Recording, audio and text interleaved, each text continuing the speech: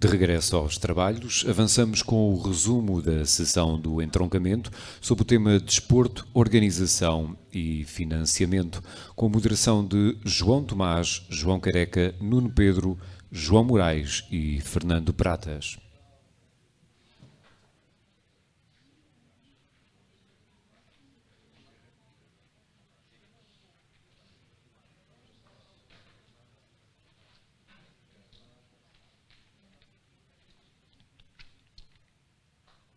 Ora, muito bom dia a todos, novamente. Quero agradecer aqui à organização pelo convite que me foi realizado para estar aqui presente e moderar o painel, o primeiro painel do entroncamento do dia de ontem, em especial à Câmara Municipal de Entroncamento, na pessoa da doutora Otília Nunes, que foi quem estabeleceu o contacto e que quero agradecer bastante esta presença aqui. Também quero deixar uma palavra aos meus anteriores colegas de moderação, que deixaram aqui brilhantes resumos e brilhantes intervenções, que vou tentar acompanhar o melhor que conseguir. Bem? Bom, hoje traz-me aqui uma ingrata tarefa, que é tentar resumir a brilhante intervenção ontem do professor João Paulo Feijó na temática do desporto, longevidade e qualidade de vida. Acima de tudo, ele ontem presenteou-nos no entroncamento com uma apresentação muito prática, muito objetiva, muito virada para a operacionalização, porque é uma pessoa da prática e que está habituada exatamente a isso, e foi esses os grandes ganhos dessa intervenção. Começou-se por falar do envelhecimento da população como um facto que é indiscutível. A população portuguesa e a nível europeu essencialmente estão a envelhecer, a pirâmide está invertida e temos de observar isso não só como problemática, que é, mas também como oportunidade de desenvolvimento de novas estratégias, de novos trabalhos. Portugal também, e o orador trouxe-nos esses factos, é um dos países da Europa com uma piores hábitos de atividade física, em termos de prática desportiva e exercício físico. Ele expôs-nos também as recomendações da OMS relativamente a isso, e em Portugal foi descendo no ranking nos últimos anos ao invés de subir. Depois trouxe-nos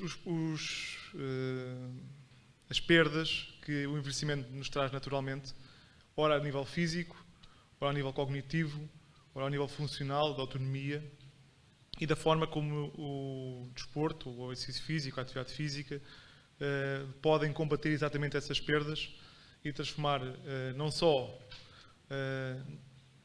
termos uma vida com mais anos, mas termos mais anos nesta vida e de forma mais saudável.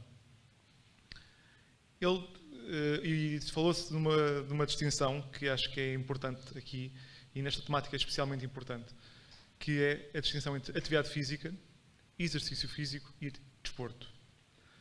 Sendo a atividade física o mais essencial, sendo qualquer movimento que nós fazemos com o nosso corpo, que pode ser uma atividade doméstica, sendo o exercício físico uma prática estruturada, já com um objetivo de melhoria da funcionalidade e da capacidade, e a prática desportiva como uma prática já organizada, estruturada e institucionalizada, muitas vezes através do papel das federações, e sendo esse o seu papel, como foi falado aqui anteriormente, por quem percebe mais do assunto. Falou-se na qualidade de vida, associando a este conceito do desporto como um aspecto muito subjetivo, é uma autopercepção de cada um de nós. Cada um de nós consegue percepcionar a sua qualidade de vida, o seu bem-estar, nas suas diferentes componentes. Ora componente física, ora componente psicológica, ora componente social. E aqui sim, a prática desportiva,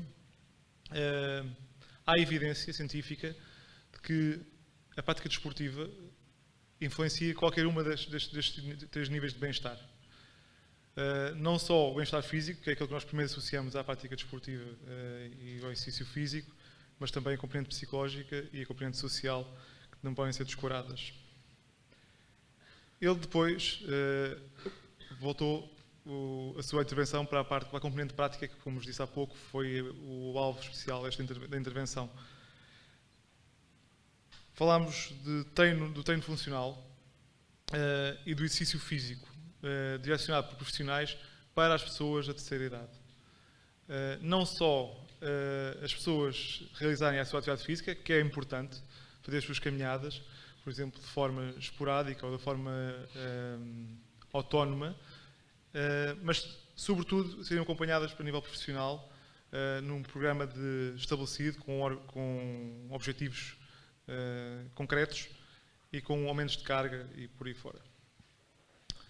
Depois, e acho que foi depois desta abordagem geral dos conceitos, trouxe-nos um estudo muito recente deste ano, entre 2020 e 2022, um estudo realizado em Espanha,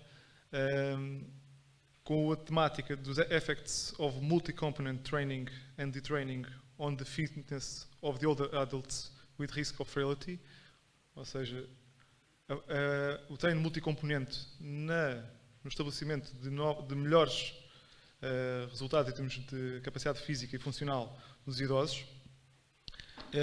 E esse estudo traz-nos a mais-valia, efetivamente, do treino multicomponente, ou seja, um treino vocacionado não só para a parte cardiorrespiratória, mas também para a parte de força, para a parte de equilíbrio, para a parte de resistência. O programa era muito simples, diz-nos que 3 sessões por semana de 1 hora, e foi realizado ao longo de 6 meses, 2 sessões baseadas no conceito da força e uma na resistência física, melhoram as condições funcionais dos idosos.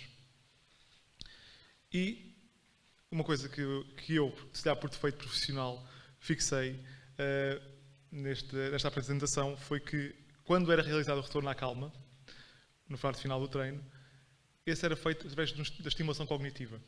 Ou seja, associar não só a prática desportiva, a prática de exercício físico neste caso, não tanto desportiva, porque a parte desportiva leva-nos inevitavelmente à parte competitiva e à parte institucional, mas a parte de exercício físico organizado, mas associá-lo também à componente da saúde e da estimulação cognitiva dos idosos, porque uma coisa acaba por trazer a outra.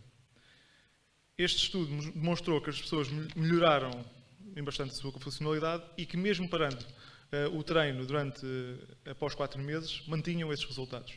Ou seja, o resultado, este exercício, apesar de poder ser feito de forma contínua, não tem obrigatoriamente essa necessidade. Pode ser feito de forma cíclica e de forma não permanente, porque os resultados mantêm-se de forma duradoura. Depois vemos a parte da discussão, que é aquela parte que foi bastante rica, que a plateia esteve bastante ativa e que nos trouxe reflexões e conclusões bastante interessantes.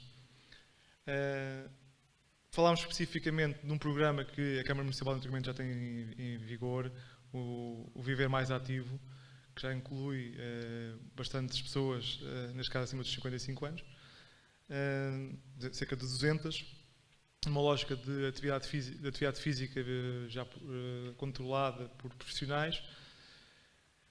Falou-se que, ok, este programa é um bom exemplo, deve-se criar mais, devem-se alargar este tipo de programas nos quais as autarquias são o órgão central, porque têm contacto com todas as instituições, podem ir buscar os benefícios e os componentes da saúde, podem ir buscar a componente das associações e têm as instalações próprias para desempenhar estes programas. E, indo de encontro ao tema do entroncamento que tinha a ver com o movimento associativo, qual é o papel das associações neste tipo de programas? O papel das associações, e realmente as associações esportivas, como falaram aqui muito bem, são de pequena dimensão. Geralmente estão vocacionadas para uma ou outra modalidade. Como é que podem ser utilizadas e como é que devem integrar estes programas? não é esquecer as modalidades que as compõem. Não. Se calhar temos de trabalhar essas modalidades de forma a não ser apenas a prática desportiva, institucionalizada, competitiva. Utilizá-las também de forma a promover o exercício físico nas suas diferentes componentes. Temos vários tipos de atividade, deram-se vários exemplos. Por exemplo, o atletismo treina a parte cardiorrespiratória e deve ser utilizado.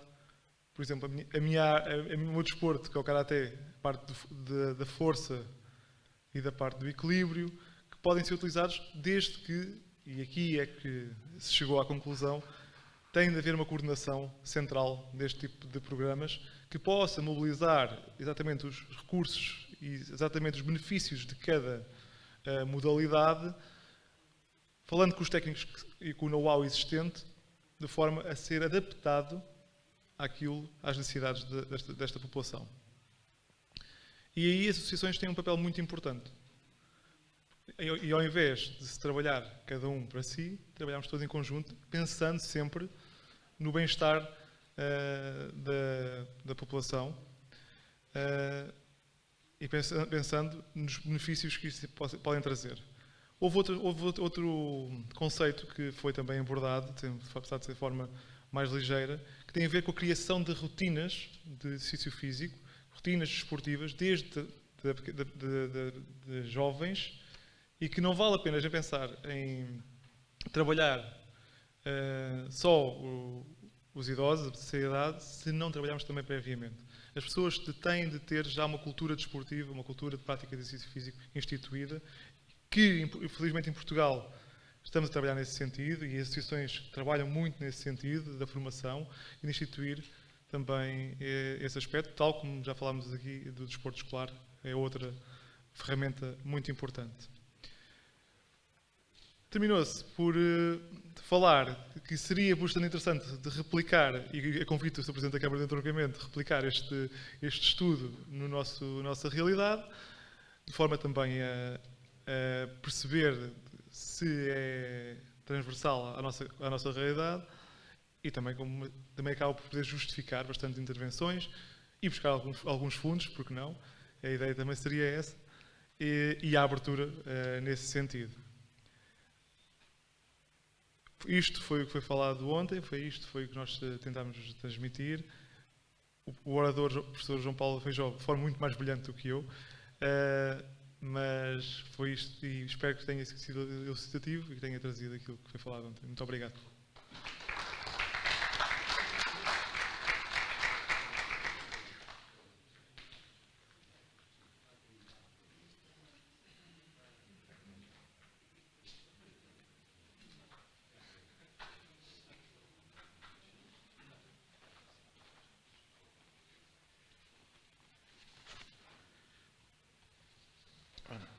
Muito bom dia a todos. Penso que uma das principais conclusões que podem tirar é que, de facto, eu sou mesmo careca, não é? Portanto, não é só de nome, é uma das conclusões que podem tirar desta sessão. A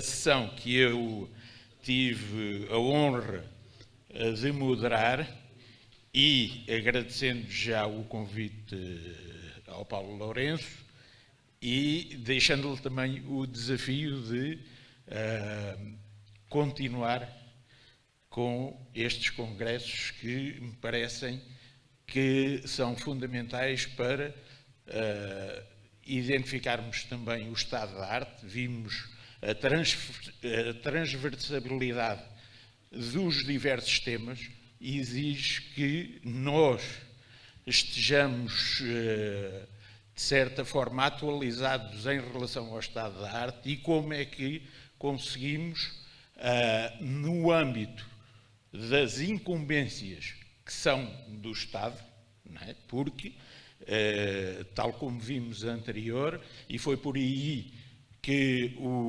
anteriormente, e foi por aí que começou o José Araújo a sua excelente palestra sobre o tema, exige e incumbe ao Estado a promoção o estimular e orientar a prática e a difusão da cultura física e do desporto. Isto está, obviamente, na Lei Fundamental da República, que é a Constituição, e este define, de certa forma, o primeiro pilar do quadro normativo que nós temos. Este pilar do quadro normativo depois consubstancia-se na Lei de Bases da Atividade Física e do Desporto, que foi um dos temas também abordados, e na necessidade de colaboração, tal como está definido nessa Lei de Bases da Atividade Desportiva e da Atividade Física e do Desporto, na necessidade de colaboração entre o Estado, as regiões, as autarquias e as coletividades desportivas, passando inclusivamente pelas entidades e pelas instituições de ensino. Esse aspecto também foi abordado, relevado pelo José Araújo, e concluímos que, de certa forma, essa colaboração deve de ser incentivada não só com as autarquias, mas também com os outros organismos do Estado, nomeadamente com o IPDJ, que esteve presente na sessão de abertura do entroncamento e que também revelou, de certa forma, ligado ao tema que nos traz aqui, que tem a ver com o financiamento, com a contabilidade, etc., nos revelou que a participação dos clubes do distrito não tem sido, em relação a alguns dos programas que são financiados pelo IPDJ, tão relevante como a relevância que esses clubes assumem na prática do desporto. Portanto, há aqui, de certa forma, alguma dificuldade das coletividades desportivas, quer por não terem os recursos adequados, quer porque muitas das vezes têm a sua atividade coordenada por dirigentes desportivos em regime de voluntariado, e importa de alguma forma criar aqui alguma forma de apoiar essas coletividades a candidatarem-se mais, porque num dos programas que, por exemplo, foi implementado pelo IPDJ, só uma candidatura no programa Reativar foi rejeitada. Todas as outras por questões burocráticas, não por questões que tenham a ver com o mérito da apresentação da candidatura. Portanto, na nossa perspectiva e naquilo que foi abordado no caso, fundamental termos presente que esta colaboração entre entidades, municípios e coletividades desportivas é fundamental reforçar.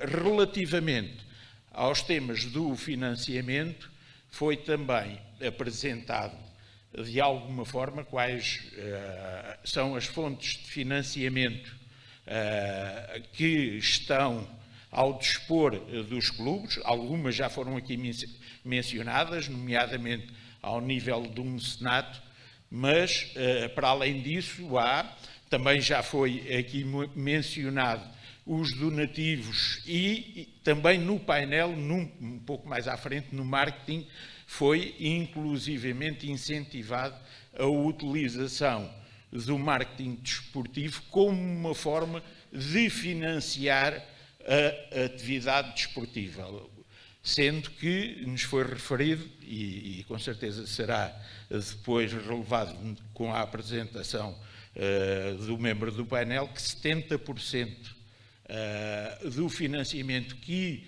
as entidades privadas colocam no desporto tem a ver, 70% do financiamento dessas entidades privadas é canalizado para o desporto. O que importa, de certa forma, incentivar ao nível do dirigismo associativo.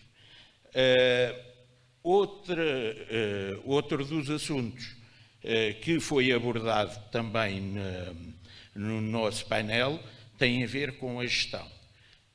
A gestão é importantíssimo que, ao nível da gestão, e isto liga também depois com o tema da contabilidade associativa, é importante que a gestão, e em particular a gestão desportiva, que hoje em dia, como sabem, já faz parte da oferta do ensino superior, quer do primeiro ciclo, quer do segundo ciclo, quer até do próprio doutoramento. É importante que exista a este nível da gestão um dos princípios basilares em que aceita o financiamento desportivo, sobretudo o público, que é o da transparência.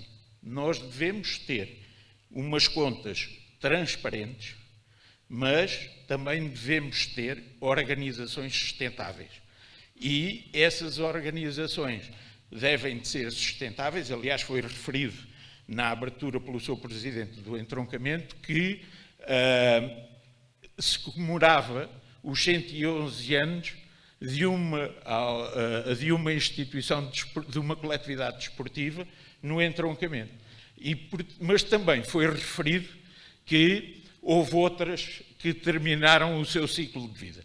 Portanto, eu acho que na gestão, a gestão é muito baseada atualmente no voluntariado dos dirigentes desportivos, que até hoje ainda não viram reconhecido condignamente o seu estatuto, e que isso deveria ser absolutamente revisitado. Foi uma das conclusões, inclusivamente, que esse tema deveria ser revisitado pelas autoridades competentes, no sentido de podermos não só refletir e regular, de alguma forma, a atividade do dirigente desportivo voluntário, mas de todo o movimento de voluntariado que existe à volta das contas.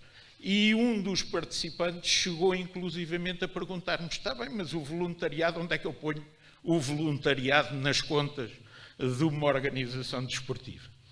Pronto, o José Araújo, claro que diplomaticamente lhe disse que o deve refletir no seu relatório de atividades, mas é preciso que esse voluntariado, que é de certa forma o grande contributo da sociedade civil para uma função que incumbe ao Estado, como vimos, é relevantíssimo que isso seja refletido também nas contas. E não é refletido nas contas nem o voluntariado, nem aquilo que os municípios muitas das vezes fazem, que é a cedência gratuita aos clubes desportivos das suas instalações. E, portanto, há aqui duas componentes importantes que é preciso revelar nas contas, nas demonstrações financeiras e no principal instrumento que os clubes têm para, de alguma forma, revelar a sua atividade.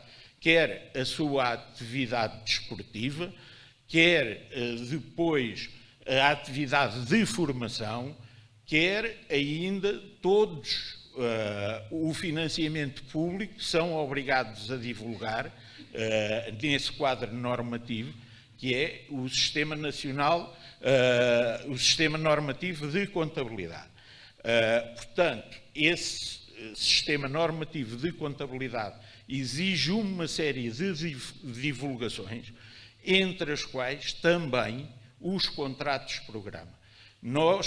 Foi reconhecido no painel a importância que os municípios têm no financiamento do desporto e, sobretudo, no estabelecimento de contratos-programa com as coletividades desportivas.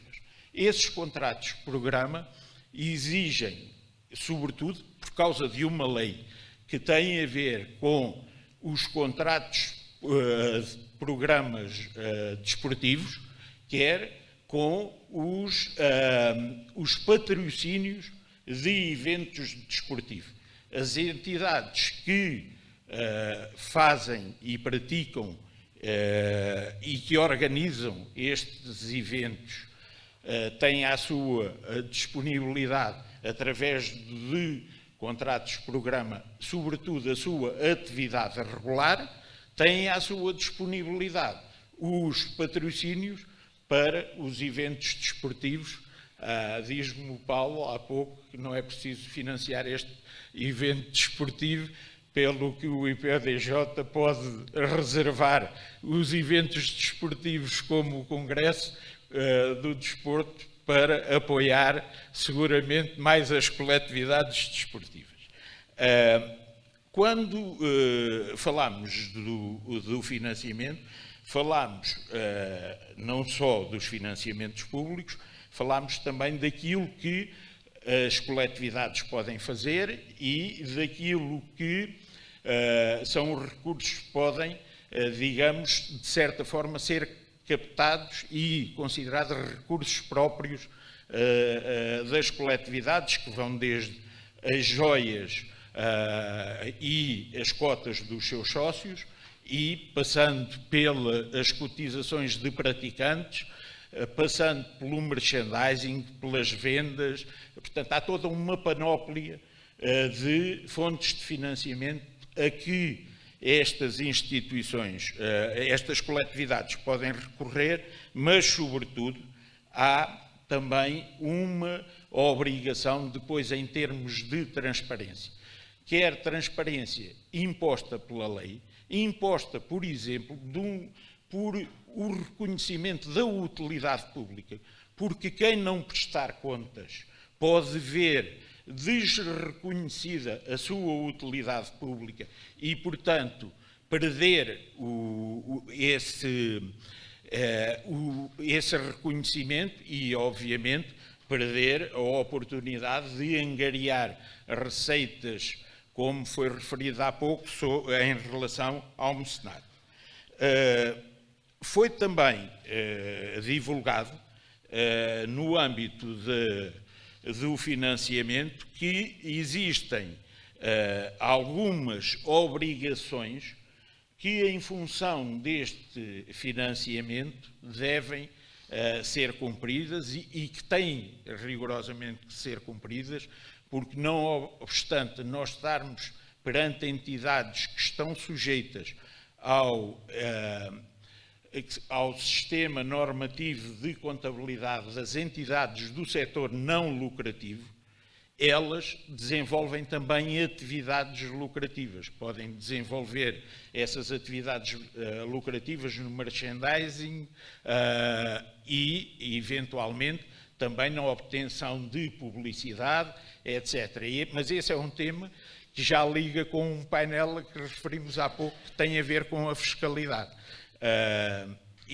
Portanto, parece-nos que também por força destas constantes exigências é importante, foi uma das conclusões do painel, é importante que o quadro normativo seja revisto para que possa contemplar aquelas questões que vos falei há pouco, do voluntariado, mensurar o voluntariado e mensurar a cedência gratuita de utilizações desportivas. Falou-se também ao nível daquilo que tem, de alguma forma, a ver com a contabilidade associativa. E apresentaram-se quais são os modelos de prestação de contas que cada uma das coletividades desportivas tem que cumprir, nomeadamente ao nível daquelas que têm menos do que 150 mil euros de volume de negócios, volto a referir, menos de 150 mil euros de volume de negócios, sendo que para estes 150 mil euros não contribuem os subsídios e os apoios obtidos em termos públicos, ou quer seja de municípios, regiões, etc. O volume de negócios é, sobretudo, considerado ao nível das outras fontes de financiamento. Não incluem os subsídios. Mas isto tudo é obrigatória a divulgação, quer para, em termos de financiamento pelas entidades públicas, quer em termos de financiamento por parte das empresas, sobretudo, e também para cumprimento dos normativos a que estamos vinculados. Essa contabilidade tem que ter, por força daquilo que os próprios contratos-programa, deve ter uma característica que é não apenas satisfazer o modelo da fiscalidade, mas sim também satisfazer um modelo da contabilidade analítica, porque esse é importante para refletirmos as atividades que essas coletividades desenvolvem e também, sobretudo, ao nível dos contratos-programa, porque exigem contabilidades analíticas baseadas em centros de custo e também o recurso àquilo que é chamada contabilidade de gestão, porque eu, em cada contrato-programa em que uma coletividade participe, ela é obrigada a apresentar as contas do seu centro de custo e quais é que foram as despesas que foram efetuadas no âmbito daquela atividade financiada pelos centros de custo. Portanto, esta contabilidade tem que ser quase, que eu diria, tridimensional. Responder à fiscalidade, responder como um instrumento de gestão para que os dirigentes saibam como é que estão as suas contas, porque eu acho que um dirigente desportivo, a missão mais importante do dirigente desportivo é entregar uma coletividade saudável a quem lhe seguir. E, portanto, esta deve ser uma preocupação de encarar também a contabilidade como um instrumento de gestão que depois possa, no âmbito daquilo que é a prestação de contas, fazer refletir todas estas exigências do quadro normativo. Basicamente, foi estas as conclusões que tiramos. Temos alguns desafios propostos no âmbito daquilo que é preciso ainda fazer, ao nível, por exemplo, da gestão administrativa. Pensamos que era importantíssimo criar e desenvolver medidas de emprego no desporto, quer ao nível do ensino superior, de que eu falei há pouco, onde os municípios podem assumir uma particular responsabilidade em ter uma estrutura de base que faça também apoio administrativo e de gestão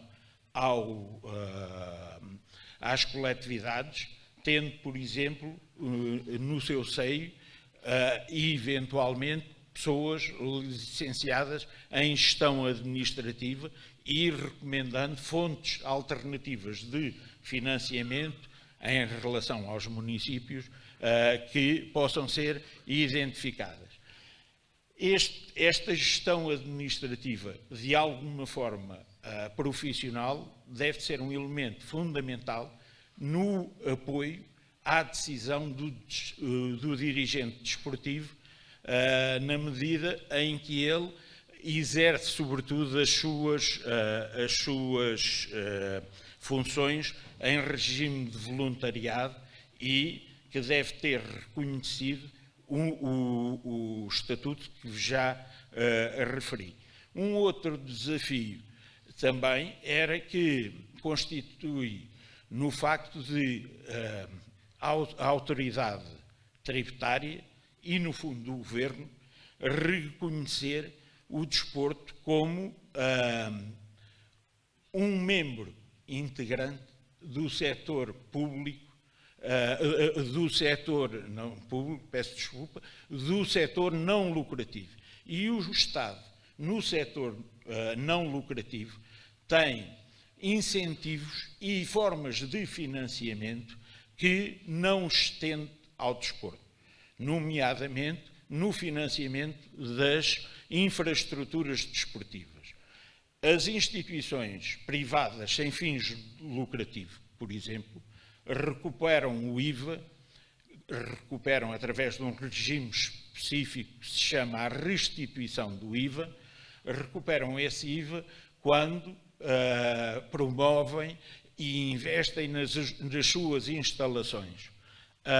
O sistema científico recupera o IVA em muitas das suas atividades desenvolvidas. Os bombeiros recuperam o IVA nas suas atividades. Por que não o desporto recuperar o IVA que é dispendido nas suas atividades de investimento e, eventualmente, lançar também aqui um desafio ao IPDJ, que o faça como entidade coordenadora da aplicação do regime da restituição do IVA, porque isso é feito por outras entidades que são a autoridade tributária não quer ter essa função, diz que não tem recursos para fazer essa função, mas as instituições setoriais têm que desenvolver e encontrar as entidades que o possam fazer. No caso do IVA, da restituição do IVA científico, com o qual tive alguma intervenção e relacionamento com o Secretário de Estado dos Assuntos Sociais, foi encontrada a Fundação para a Ciência e Tecnologia, que é o principal financiador da atividade científica. Foi encontrada a Fundação para a Ciência e Tecnologia como um membro que coordena a restituição do IVA. Podíamos ter aqui também o IPDJ a fazer alguma coisa de semelhante. E era isto que vos tinha para dizer. Muito obrigado. Espero que tenha correspondido.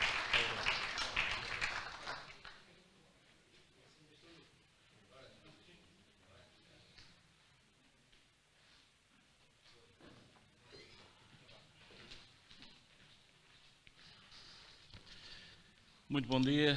Permitam-me, na pessoa do Sr. Vereador da Câmara Municipal de Abrantes, caro amigo Luís Dias, e enquanto anfitrião, cumprimento todos os presentes e deixar apenas aqui duas breves notas. A primeira, para uma saudação especial ao Dr. Paulo Lourenço, caro amigo Paulo Lourenço, pelo facto de ter sido a força motriz desta iniciativa, deste Congresso do Desporto, e acima de tudo também por ter regressado à nossa cidade com mais efetividade e que em boa hora os responsáveis locais souberam aproveitar todo o seu saber, todo o seu conhecimento para iniciativas deste cariz e de outras eventualmente que possam vir a surgir. Portanto, os meus parabéns. Por outro lado, À Câmara Municipal do Entroncamento, duas situações. Agradecer a forma hospitaleira, acolhedora, conforme fui recebido ontem lá no Centro Cultural do Entroncamento, e pedir desculpa, principalmente àquela senhora, que eu massacrei para o cumprimento dos prazos, como eu tinha um compromisso assumido ao final da tarde, noite, quase que a pressionei, que eu obriguei a que o meu painel, o meu módulo se iniciasse, ainda com um bocadinho de atraso e com alguns problemas que existiram com a apresentação do orador, mas felizmente tudo correu pelo melhor. Eu vou fazer isto um bocadinho de maneira diferente e vou ser um bocadinho mais breve, até para cumprirmos os horários que estão estabelecidos relativamente ao almoço. Nós sabemos que a discussão é ampla, a discussão é vasta, suscita muito interesse, como aconteceu ontem no entroncamento, em que a sessão da manhã prolongou-se quase para lá da hora do almoço, mas isso também demonstra aquilo que foi o interesse das pessoas, dos moderadores, dos oradores e todos aqueles que tiveram a oportunidade de marcar presença no entroncamento. Posto isto, passava então a ler um pequeno documento que eu fiz das conclusões no âmbito da moderação do painel de Desporto e Marketing do professor, em que o orador foi o professor Alan Ferreira. Uma sumidade. Houve uma alteração em termos do orador previsto para o módulo, mas com certeza que todos aqueles que estiveram presentes não ficaram nada a perder. Eu próprio já o convidei para noutros fóruns poder marcar presença, porque o seu conhecimento ao nível do marketing é por demais evidente, a sua sabedoria. Foi um prazer imenso para todos que tiveram a oportunidade de o escutar e absorver aquilo que o seu conhecimento que ele mostrou. Fez uma apresentação praticamente sem recurso à apresentação, porque só já na parte final é que ela ficou disponível e conseguiu cativar a atenção de todos os presentes. Posto isto, então, passava a ler as conclusões. Cumpre-me, em primeiro lugar, agradecer à organização do Congresso do Desporto, nas pessoas dos senhores presidentes das Câmaras Municipais de Abrantes, Entroncamento, Torres Novas e Vila Nova da Barquinha, o convite que me foi endereçado para participar nesta iniciativa, diga-se, a todos os títulos louvável. Não só porque me fez regressar à minha zona de conforto, à minha região, à minha terra natal, porque sou abrantino e disso jamais me dissociarei. Por outro lado, não posso deixar de me considerar um privilegiado ao participar neste Congresso, não só pelo seu caráter pioneiro na região, mas pela coragem e arrojo colocados na sua concretização. Características só ao alcance daqueles que querem inovar, que querem ser diferenciadores. Aos promotores, oradores, moderadores e a todos que estão a marcar presença nesta iniciativa, os meus sinceros parabéns, mas acima de tudo o meu agradecimento pelas aprendizagens proporcionadas, pela valorização contínua do conhecimento de cada um, numa clara mais-valia para todos quantos querem estar sempre um passo mais à frente, que não têm medo de falhar, mas sim uma vontade permanente de corrigir eventuais erros, porque só assim aprendemos, porque só assim somos mais capacitados, como no marketing desportivo.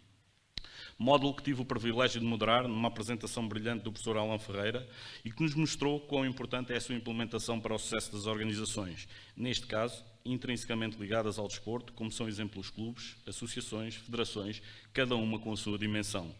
E se ao nível profissional são poucos ou nenhuns os exemplos de projetos esportivos que existem na nossa região e que possam protagonizar políticas de marketing consolidadas, já o tecido associativo amador existente é considerável, proporcionando dinâmicas desportivas numa panóplia de modalidades, na maioria dos casos, fruto do trabalho e dedicação de muitos homens e mulheres que, em regime pro bono, empenham-se de modo profissional na gestão dos seus clubes e associações.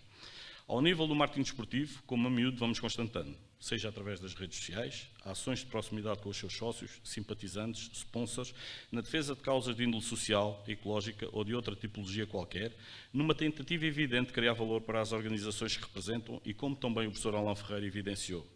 Perceber o core business de cada organização, o seu objeto, o objetivo que pretende atingir, é meio caminho andado para o sucesso. Como qualquer restaurante quer ser de excelência para um dia almejar a distinção com uma estrela Michelin, também um clube terá que marcar a diferença para conquistar mais atletas, mais adeptos. Numa linguagem comercial, captar cada vez mais clientes. E é aqui que o marketing desportivo entra em campo, não para jogar, arbitrar, mas para criar e implementar estratégias que acrescentem valor, que provoquem a diferença, pela positiva. Num tempo em que as redes sociais são um instrumento de indubitável importância, qualquer que seja o contexto em que são utilizadas, não basta colocarmos uma publicação todos os dias nas redes sociais de determinado clube para considerar que estamos a desenvolver uma política de marketing no nosso clube, na nossa associação. É muito mais do que isso. O marketing desportivo é uma vertente de marketing com a sua especificidade, sobretudo porque envolve uma componente emocional, uma paixão muito forte entre o clube e todos aqueles que com o mesmo se identificam, que são os seus adeptos. Então levanta-se a questão: Como é que um determinado clube consegue captar mais adeptos, reforçar o seu grau de influência, de implantação, no contexto de meio social em que está inserido, em suma, tornar-se cada vez mais forte? Resposta simples e assertiva, através do marketing desportivo. E como? Utilizado como ferramenta nos moldes ajustados para atingir o público-alvo que se pretende venha a ser seu cliente. Aqui leia-se sócio, empresa ou qualquer outro parceiro que veja no clube uma forma de estabelecer uma relação em que o resultado final seja o win-win, que todos fiquem a ganhar, porque só assim faz sentido. Pese embora no desporto amador, na maioria dos casos o que acontece na nossa região, como anteriormente referi, a relação estabelecida ainda seja de forma altruísta, demérita, sem qualquer objetivo de tirar proveito do apoio concedido ao clube. Se coloco uma lona com publicidade num qualquer campo ou pavilhão, faço porque existem laços que me unem ao clube, aos seus dirigentes ou aos seus atletas. Uma realidade insofismável, mas que urge inverter, porque os dirigentes têm de se consciencializar que os seus clubes têm valor, que pode ser potenciado, aliás, que o deve ser, que têm sempre algo como contrapartida. Como nos mostrou o professor Alan Ferreira, o marketing desportivo não é mais do que um manancial de ações que tem por objetivo satisfazer as expectativas e preferências de alguém, independentemente da sua condição, mas que tem como denominador comum o facto de se identificarem com o fenómeno desportivo que granjeou a sua simpatia. Como já referi, o tecido desportivo da nossa região é totalmente amador, mas isso não pode ser fator impeditivo dos seus dirigentes quererem ver os seus clubes evoluírem, alterarem o seu posicionamento, no sentido de ver o desporto também como uma área de negócio, independentemente da sua não profissionalização ao nível de recursos humanos ou estrutura organizacional. E com isso, executar um modelo de gestão em que o marketing possa ter um papel relevante na fidelização dos seus adeptos. Modelo esse que deve ter como base o conhecimento prévio de a quem se dirige, a sua identificação, porventura, fazendo-se uma análise SWOT da organização, do clube, identificando as suas forças, oportunidades, fraquezas e ameaças. Daí partindo para a definição das políticas de marketing que mais se adequam ao clube e, em particular, aos seus destinatários. Ou seja, parafraseando Aristóteles e como o professor Alan Ferreira referiu, conhecer a si mesmo é o começo de toda a sabedoria. Um princípio que nos leva a um melhor conhecimento, uma melhor abordagem e uma maior eficácia na obtenção de financiamento. Mas, sobretudo, que vise criar vantagem competitiva em relação aos seus concorrentes, que se destaque, que leve ao seu crescimento e a ser cada vez melhor. E todos sabemos, seja em que área for, a cada vez maior concorrência que existe, a vontade de ser melhor, de ser primeiro, de obter a preferência da maioria. E não se infira que o marketing desportivo só pode ser concretizado com fortes recursos financeiros. Nada mais errado. Muitas vezes, fazendo-se uso da criatividade, da inovação, os resultados podem ser excelentes. Desde que existe uma simbiose entre o clube e os seus adeptos, fruto do atrás referido, o êxito estará sempre mais perto, com todas as consequências positivas que daí emergem para a organização e, naturalmente, para os seus adeptos, muito mais do que a paixão que nutrem pela mesma. Porque nas vitórias e nas derrotas, a relação umbilical entre o clube e o adepto tem de ser duradoura, imune aos resultados, e em que o marketing desportivo terá que ser uma realidade incontornável. A todos, o meu muito obrigado pela atenção dispensada e votos que nova edição do Congresso do Desporto venha a realizar-se muito em breve. Parabéns a todos.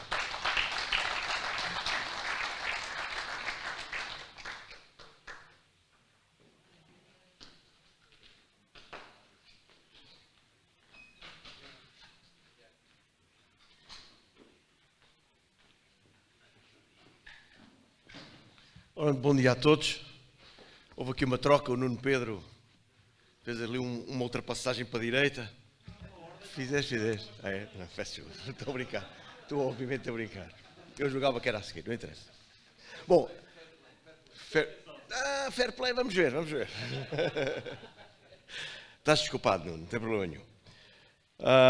Bom, antes de mais, então, bom dia outra vez a quem ainda não falei.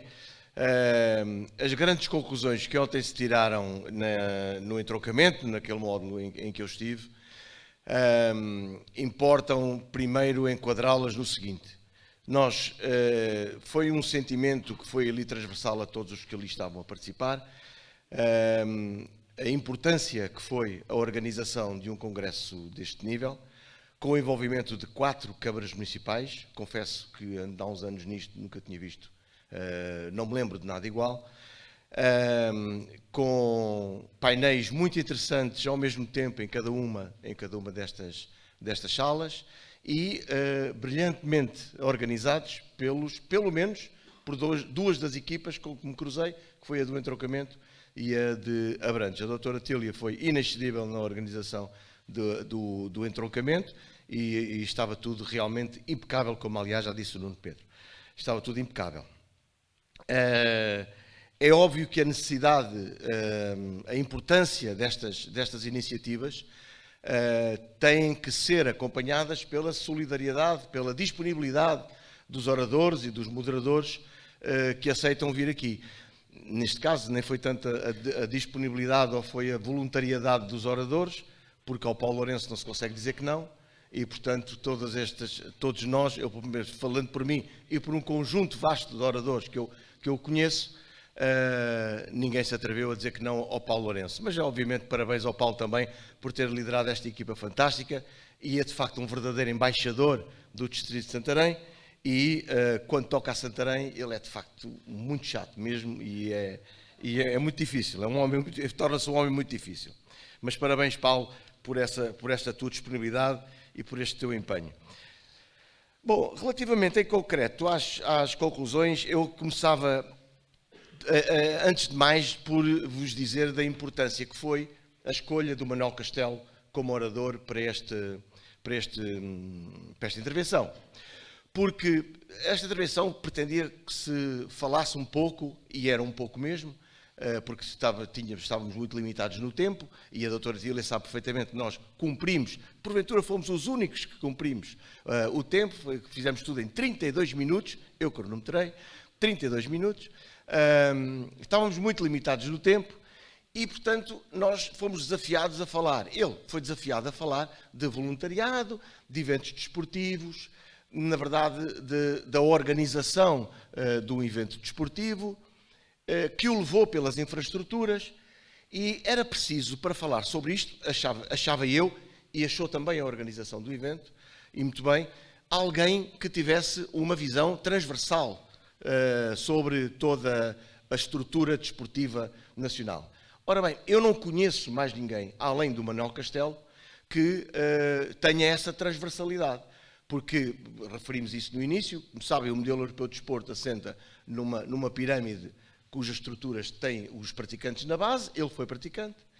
Estes praticantes juntam-se todos em clubes e equipas, ele foi dirigente do Atlético Clube da Malveira em várias posições, presidente da direção, conselho técnico, sei lá, presidente da mesa da Assembleia Geral, andou por ali. Os clubes reúnem-se em associações da modalidade. O Manuel Castelo é há muitos anos dirigente da Associação de Futebol de Lisboa, onde já esteve na direção, Conselho Técnico, Conselho de Disciplina, sei lá, andou por ali.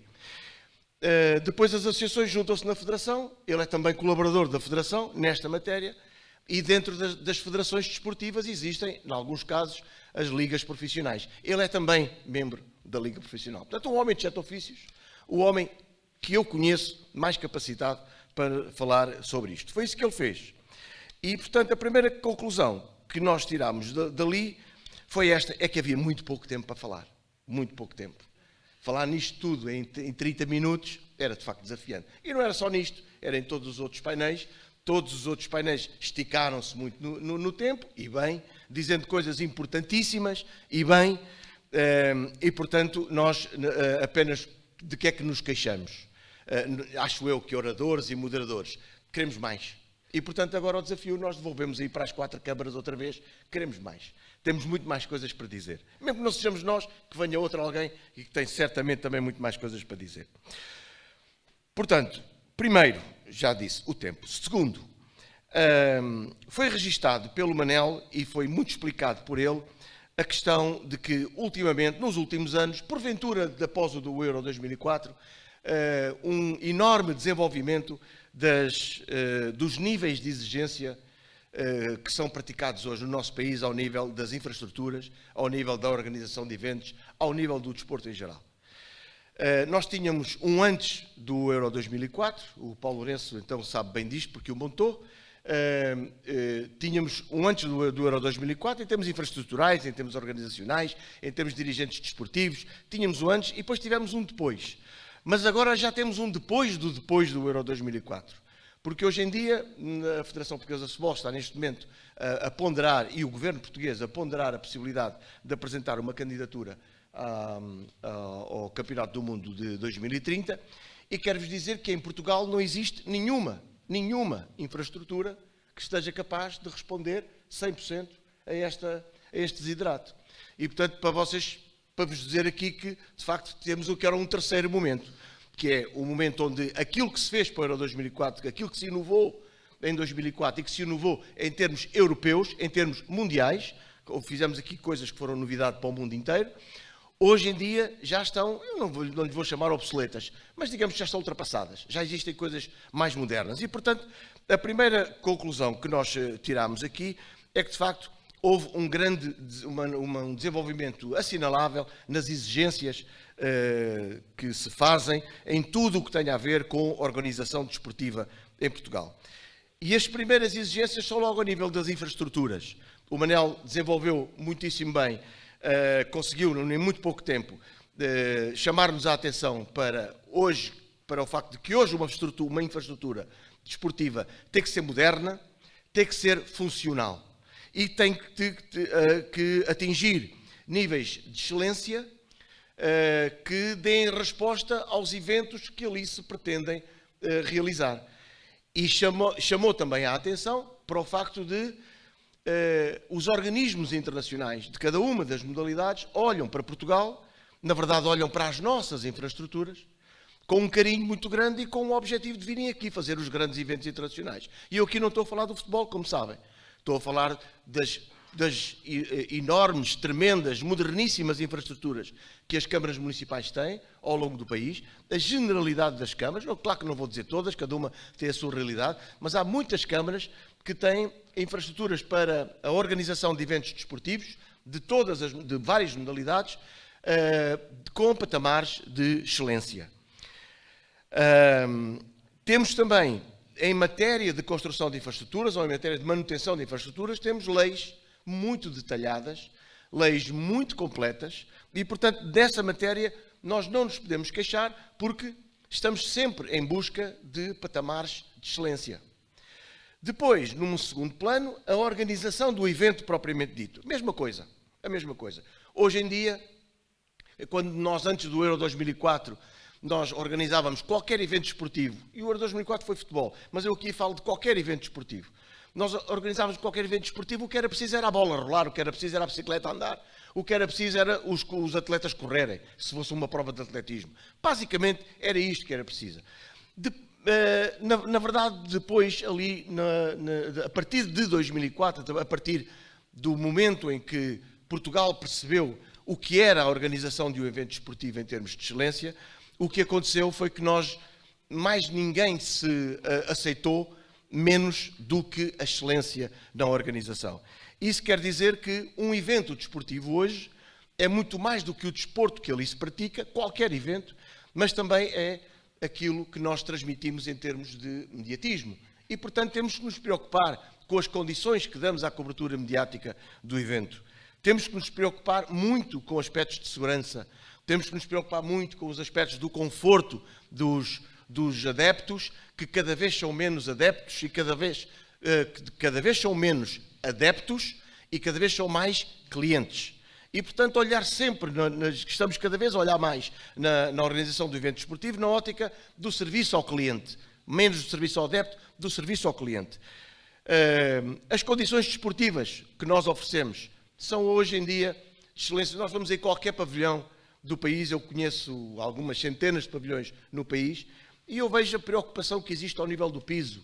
Onde entra uma modalidade, já não entra outra, sem que sejam feitas alguns acertos. Estou-me a lembrar, por exemplo, do handball, que utiliza alguns produtos que, vou dizer, não a deterioram, porque na verdade não há uma deterioração.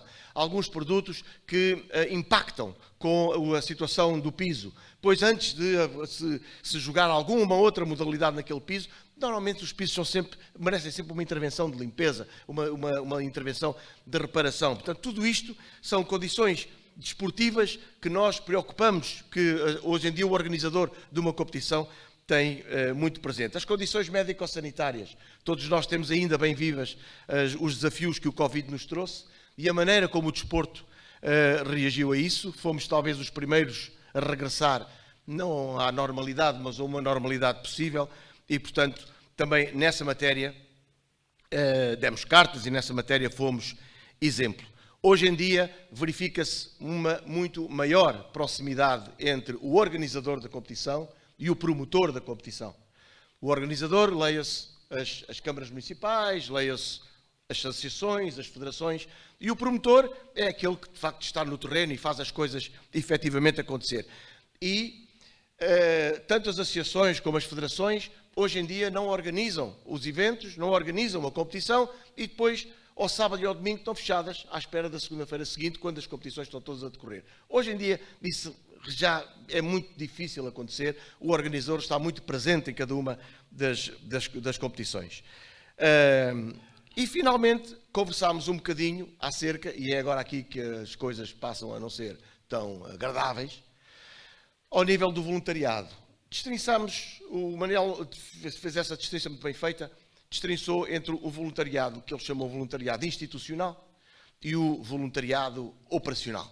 O voluntariado institucional é aquele que está sujeito aos programas do IPDJ e que, portanto, está absolutamente regulado e nós sabemos onde pedimos os voluntários, o que é que podemos fazer com os voluntários, quais são as áreas onde eles nos podem ajudar, que bolsas é que lhes vamos pagar, como é que lhes vamos pagar. Está tudo mais do que definido e muito fluido a maneira como essas coisas acontecem. Mas depois temos o voluntariado operacional. E eu diria que esta é a conclusão das conclusões, para terminar. É a conclusão das conclusões. É que com todas as conclusões que eu vos tive a descrever até agora, e que têm a ver com patamares de excelência, ao nível das infraestruturas, da organização do evento, de todos os detalhes, ao nível da legislação que serve o desporto hoje em dia, em cima disto, tudo isto dirige-se a alguém que, no dia-a-dia, está a organizar, efetivamente, um evento. Está a organizar uma competição desportiva. E este é um voluntário operacional.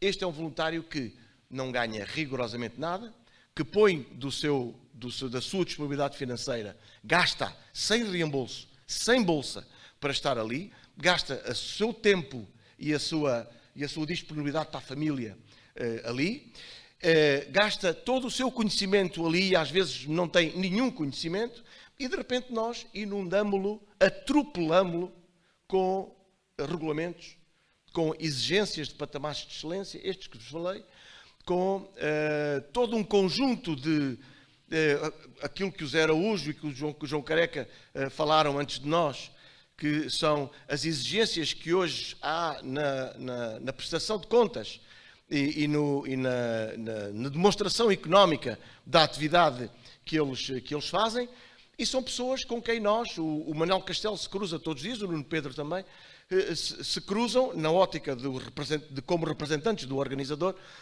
que se cruzam e são pessoas que agora estão a marcar o campo e depois vão falar com o delegado, a seguir vão limpar o balneário e logo a seguir vão pôr as bandeiras ou tirar as bandeiras ou receber os árbitros, e é isto. E a estas pessoas nós estamos a pedir que eles nos entreguem um evento desportivo com patamares de excelência, porque dizemos-lhe nós, então tens toda a legislação. Nós até, e agora aqui nem é questão de financiamento, até te financiamos de uma certa maneira, damos-te tudo, então tu não nos dás nada. Não, a questão é ao contrário, é que eles é que estão a dar tudo. Eles é que estão a dar muito mais do que aquilo que podem. E hoje em dia, aquilo que nós sentimos, e foi essa também um bocadinho a conclusão daquilo que o Manel tirou ontem, o que nós sentimos é que estamos talvez já a abusar um bocadinho desta gente. E um dia pensemos nós que estas pessoas estão-se a ir embora, já estão hoje a ir embora. E se um dia estas pessoas vão-se embora a um nível que ponha em causa a própria organização da competição desportiva, nós não temos que os substitua. Porque, na verdade, as câmaras municipais, as federações a que eu também pertenço, e o Paulo também, as ligas a que nós pertencemos, não têm vocação para irem para o campo organizar estes jogos. Nós temos vocação para ir lá fiscalizar. Temos vocação para ir lá pedir que eles nos façam isto com os níveis de exigência que nós temos. Estes tais níveis que depois, até as UEFAs desta vida, vêm dizer, estes tipos são fantásticos, e é mesmo aqui que nós queremos estar. A UEFA traz-nos, a UEFA quando precisou de encontrar um país de loucos, diria eu, onde se faça uma final da Champions League, que tipicamente tem 4 anos 3, 4 anos de preparação, que vai desde o momento em que está definido o local da realização do evento até ao momento em que ele é realizado. Portanto, e a UEFA, impedida que estava de realizar aquilo no sítio onde se estava a preparar já há uns anos atrás, é preciso fazer uma coisa destas num mês, menos de um mês. Para onde é que vamos? Para a Gália. Desculpem, para a Gália não, para Portugal. Vamos para Portugal porque é lá que estes tipos têm as competências, têm as infraestruturas, têm um governo que está preparado para se adaptar às exigências específicas de um evento desportivo desta dimensão. Talvez seja um dos maiores, estará nos 3, 5 maiores eventos desportivos do mundo. E, portanto, porquê é que se vem para aqui? O que é que isto tem a ver com o voluntariado operacional? O que é que isto tem a ver com o homem? É que muito daquilo que se disponibiliza, muito da excelência do patamar a que se atinge nisto, começa neste voluntariado, e quando este voluntariado desaparecer, aí sim o desporto vai deixar de ter problemas ao nível do financiamento, pode deixar de ter problemas. Todos estes problemas de que aqui falámos, se calhar não vão ser tão prementes quanto este, que é de nós não termos ninguém que efetivamente organize as provas. Sei que o Distrito de Santarém, sei que este é o local exato para se dizer isto, porque sei que no Distrito de Santarém esta é uma preocupação. Daquilo que eu conheço das câmaras, que na verdade é aquilo que o Paulo, destas longas discussões que eu vou tendo sempre com o Paulo, sei que isto são câmaras preocupadas com esta realidade, sei que são câmaras que investem bastante no desporto e que investem no desporto nesta perspectiva, na perspectiva da promoção, da iniciativa de toda esta gente que é voluntária, acarinhando-os dentro das vossas possibilidades. Não chegam, por mais que vocês queiram, não chegam. É preciso que as câmaras façam aquilo que estão a fazer, mas que depois sejam apoiadas, porventura, nas sugestões que nos deixou aqui o João Careca, que sejam apoiadas também para que esta gente não desapareça, porque se eles desaparecem, eu acho que, sinceramente, desaparecemos nós também. Muito obrigado pela vossa paciência e força para o futuro.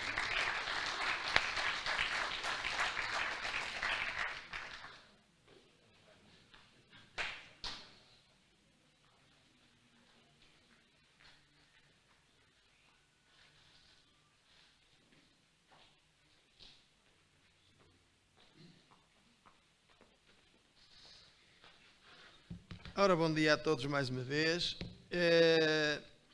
Como compreenderão, eu devo fazer aqui depois destas brilhantes intervenções, todas elas focadas, absolutamente focadas no desporto, que é isso que nos trouxe aqui. Eu devo fazer aqui um pequeno... Eu não sou, de raiz, um homem do desporto. Eu tenho tido alguma ligação ao desporto, sobretudo ao associativismo nessa perspectiva, não como dirigente esportivo propriamente dito. A minha ligação e algum conhecimento que possa ter destas coisas decorre do associativismo, em geral, a que eu sempre me liguei, e da questão política e autarca que fui durante alguns longos anos. Nessa perspectiva, fui naturalmente convidado para ser moderador no painel que tem a ver com associativismo e associativismo desportivo. E, portanto, as minhas conclusões irão naturalmente nesse sentido, de que foi orador o Dr. Pedroso Leal. Dito isto, eu tiraria uma primeira grande conclusão, para mim a maior, aliás, poderia tirar essa e ir-me embora. A grande conclusão deste Congresso é o próprio Congresso. A existência do próprio Congresso, a iniciativa que saúde naturalmente todos aqueles que estiveram na sua origem e que a concretizaram e que lhe deram naturalmente a organização que é visível, que correu bem. Esses são, naturalmente, os que tenho que saudar. E saudar, sobretudo, a iniciativa. Saudar a iniciativa aqui numa perspectiva de que ela, permitam-me o termo, cresça e engorde.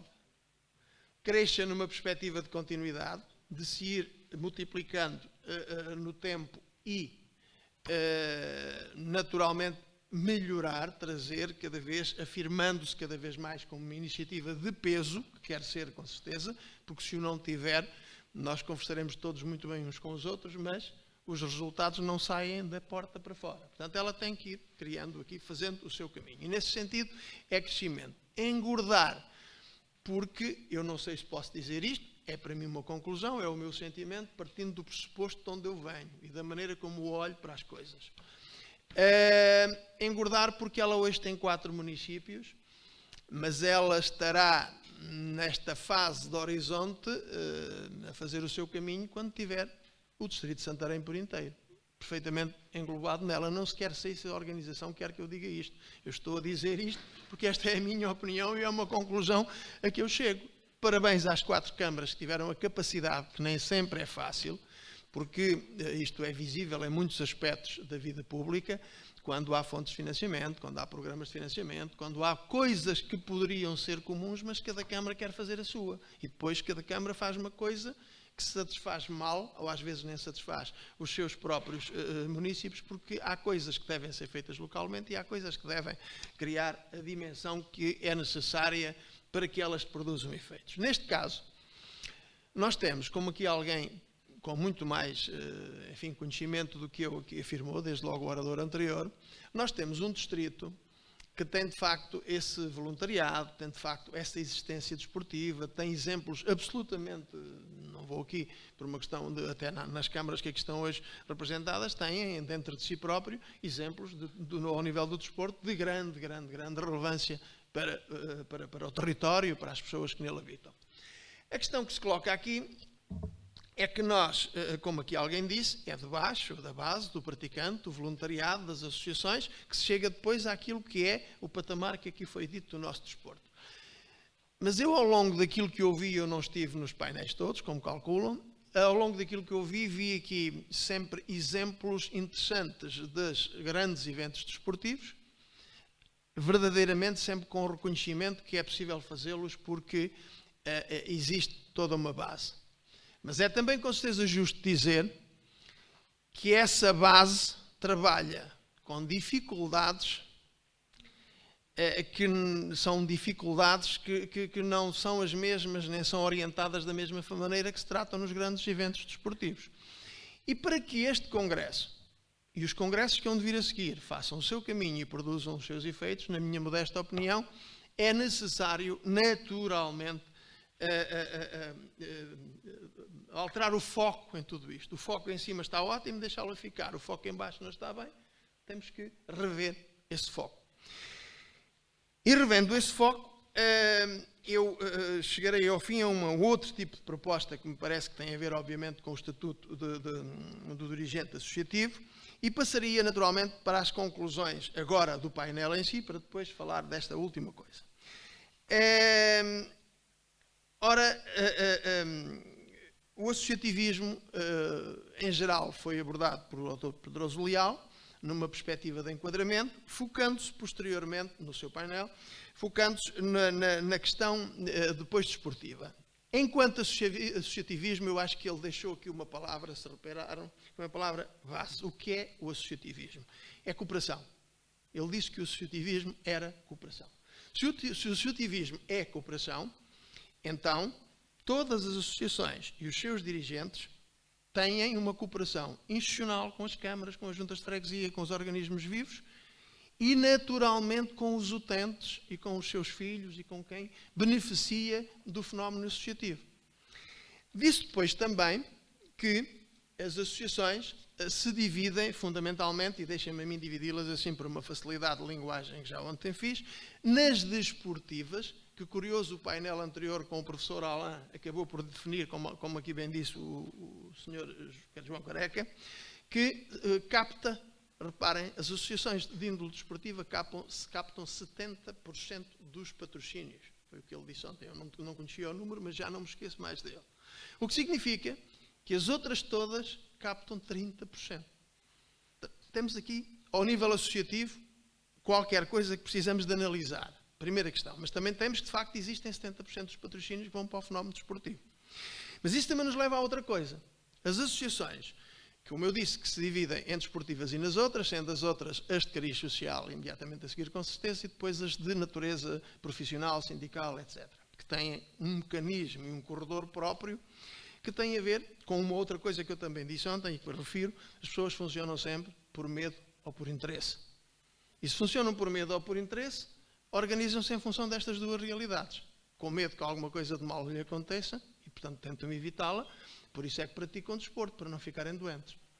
ou com medo de que alguma coisa, ou com o interesse que alguma coisa de bom lhe aconteça, como é, por exemplo, dirigir-se a uma associação desportiva, onde põe o filho, também dei este exemplo e vou repeti-lo, e porque o filho pode ter um jeitinho para a bola e tal, e pode ser um Cristiano Ronaldo.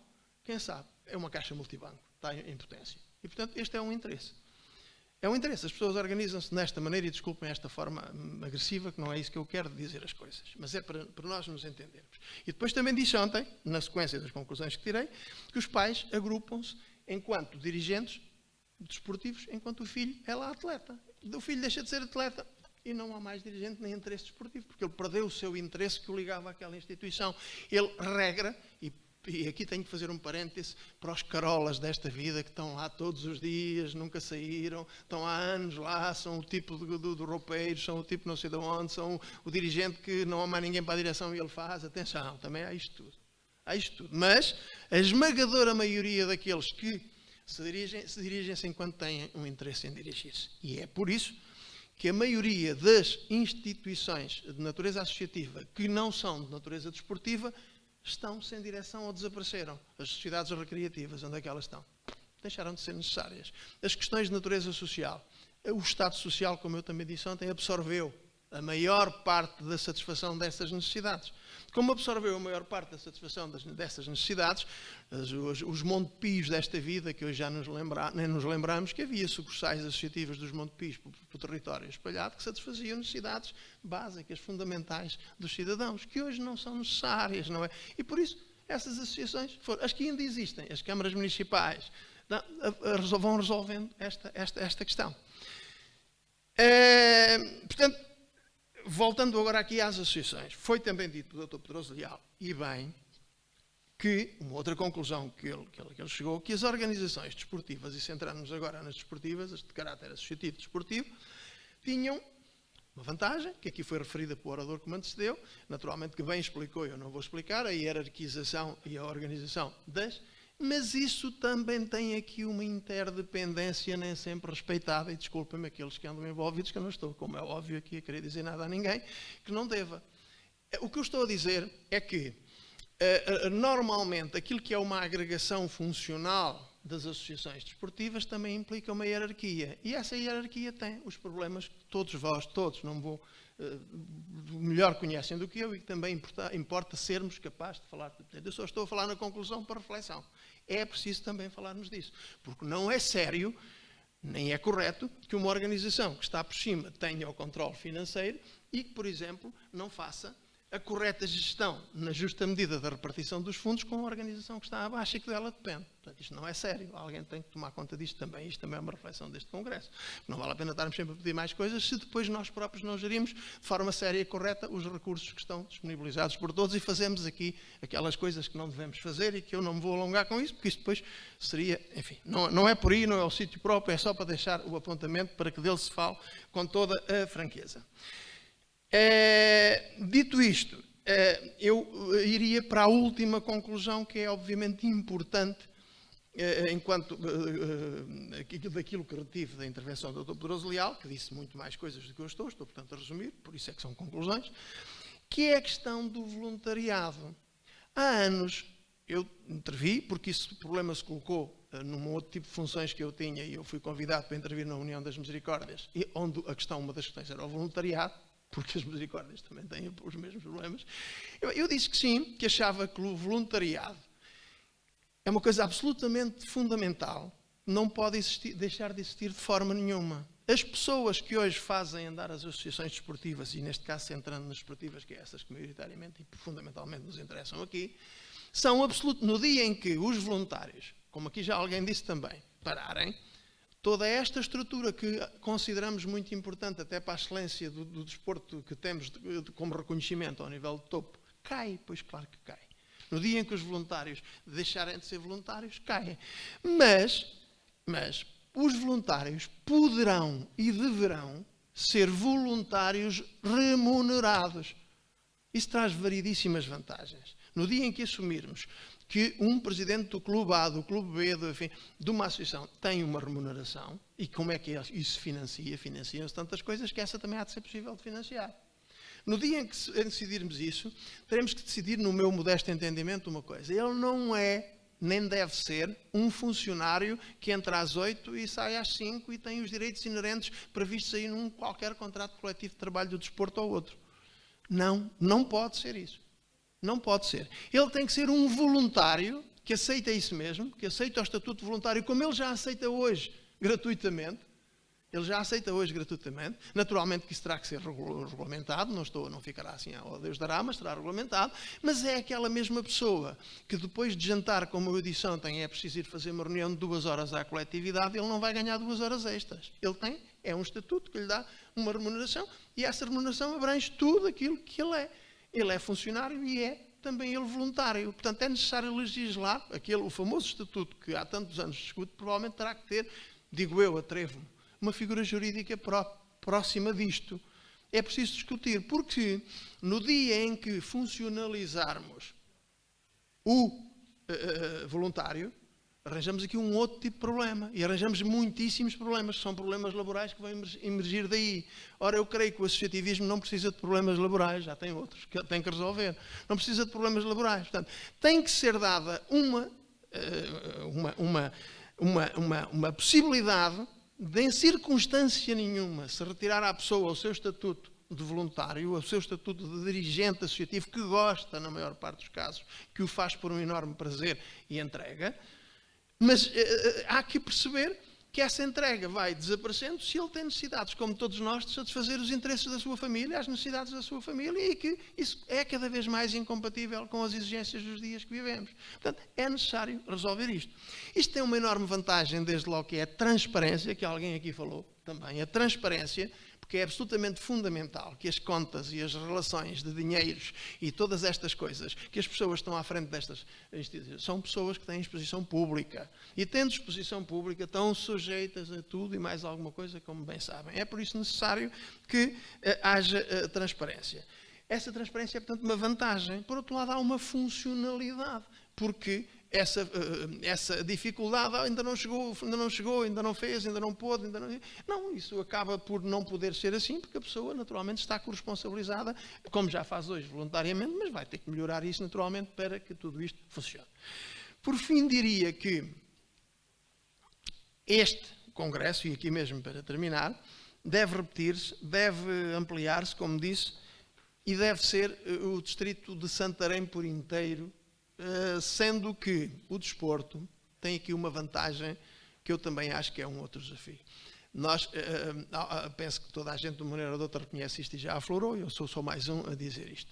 O desporto é um fenómeno que envolve qualquer coisa que os homens da psicologia vão tentando explicar, mas que naturalmente nos motiva a todos, nos toca a todos por uma razão ou por outra. Então também tem que ser uma coisa que, como já se falou, quando se falou da perspectiva do Martin, que foi um painel que eu gostei de ouvir, e que tem aqui algumas questões importantes, a identificação do cliente, portanto, a linguagem é outra, o que é que eu ganho, o que é que eu perco. Nós temos que encontrar aqui uma coisa entre este mercantilismo previsível, onde o desporto também se está a tornar, e qualquer coisa que esteja um pouco antes disto. Se calhar no topo, nós temos todos que admitir que é um caminho para o mercantilismo. Na base, eu acho que nós temos que ficar com aquela coisa que é os nossos clientes, os valores. Temos que ter aqui temos que ter aqui o dinheiro que precisamos para viver, mas temos que manter aqui qualquer coisa que são os valores do associativismo que vão construindo esta pirâmide, que eventualmente no topo possa ter a tal ideia de mercantilismo que é hoje, ao nível do desporto de massas, aquilo que sabemos. Não vale a pena estarmos a discutir isso de outra forma, que estaríamos a ser até patéticos. Portanto, não é isso. Agora, nós não começamos todos com milhões, nem todas as motivações na base são motivações de milhões. Há milhentas motivações na base daquilo que é o fenómeno desportivo. Essas motivações vão naturalmente convergindo, vão apurando, os melhores são sempre, e tudo isto tem que ser acompanhado desse ponto de vista. Para concluir, e é onde quero chegar, o desafio que deixo às câmaras é que, pegando neste belíssimo evento que tiveram a coragem de iniciar, vamos, e a todos os organizadores, obviamente, vamos repeti-lo, vamos melhorá-lo e vamos torná-lo um veículo de desenvolvimento do nosso território.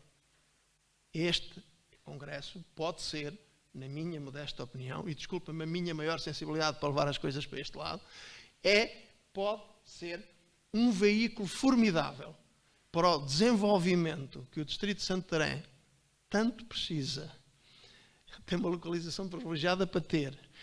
E tem aqui uma série de fatores de bloqueio, que muito embora se tenham dado passos muito grandes, nós, enquanto território, temos uma localização absolutamente fantástica face ao todo, que é o território nacional, que naturalmente nos poderia e poderá levar muito mais longe do que aquilo que fomos capazes de atingir até agora.